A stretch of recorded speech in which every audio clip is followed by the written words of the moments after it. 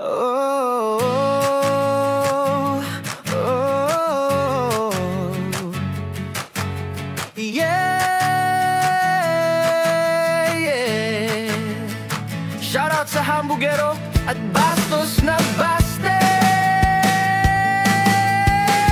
Here we go.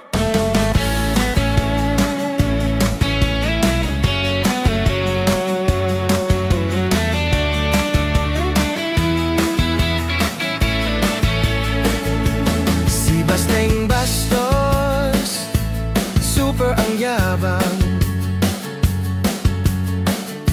Panay ang daldal, akala mo palaban.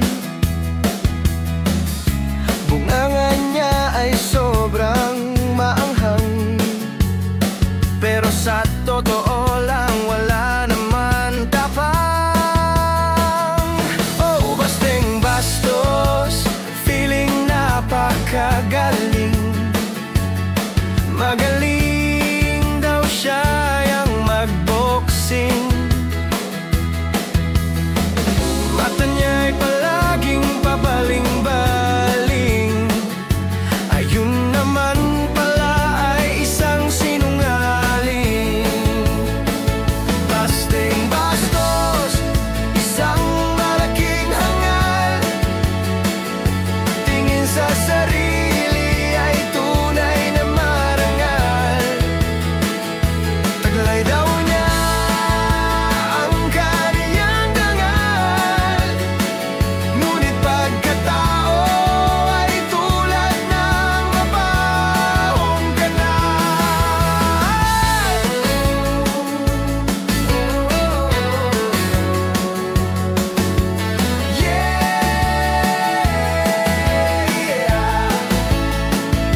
Si Basteng Bastos, hinamak ang isang general. Sobrang tinuya at binastos ang dangal. Pagmumukha niya ay sobrang garapal. Pwede nang itapon sa masangsang na imbernal. Sabi ni Basteng Bastos, sasampalin ko yung general na yan. Sabi ko naman, wow, ang tapang ng Bastos.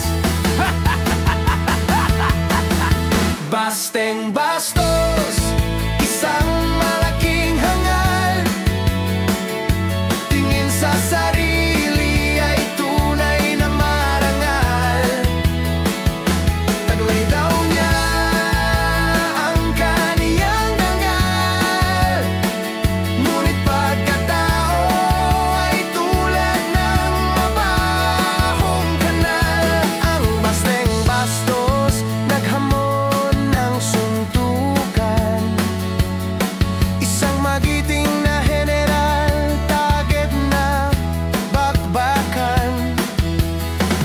Pagkataon ng general ay super na hinamak, ngunit baka ego ni Bastos ang mapahamak. Sabi ni Mayor Bastos, suntukan na lang daw sila ni General. Sagot ni General, sige dapat 12 rounds. Kakasakay ang Bastos.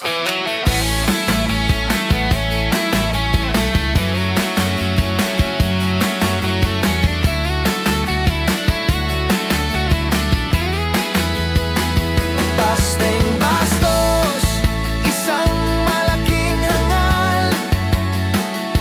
Tingin sa sarili ay tunay na marangal. Taglay daw niya ang kaniyang dangal, ngunit pagkatao ay tulad ng mabahong kanal. Lakas sa bibig, takot sa laban, walang dangal, puro yabang. Isang paalala sa mga tulad mo, ang tunay na tapang ay tahimik lang pero totoo. Asal hari sa social media, pero takot sa simpleng hustisya. Lakas sa bibig, takot sa laban. Tapos na ang panahong ganyan.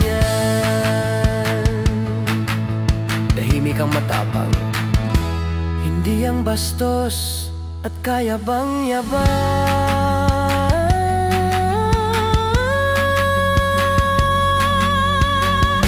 Tahimik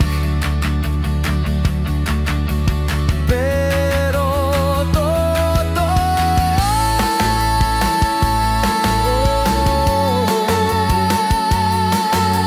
Ano kaya sagot ng bastos?